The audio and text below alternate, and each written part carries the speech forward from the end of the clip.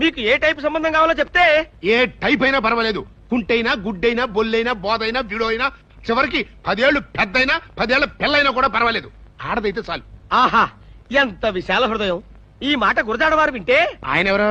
కట్నాల్లో సహించుకున్న గొప్ప సంఘ సంస్కర్త. ఆయనకి నాకు ఇంకేంటి? ఆయన కట్నం వద్దన్నారు, మీరు కట్నం వద్దంటున్నారు. నేను కట్నం వద్దన్నానా? చెప్పుచ్చు కొడతా.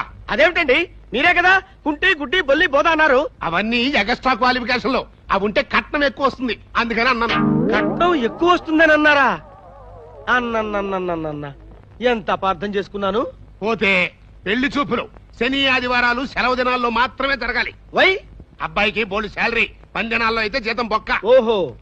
ఇంకో ముఖ్యమైన విషయం, పెళ్లి చూపులు మధ్యాహ్నం 12-2 గంటల మధ్యలోనే జరగాలి. అదేం టైం అండి? లంచ్ టైం అంటే మా అందరి భోజనాలు వాళ్లే భరించాలి. ఐసి. ఇకపోతే అప్ అండ్ డౌన్ ఆటో ఛార్జీలు కూడా వాళ్లే పెట్టుకోవాలి. చిత్తం.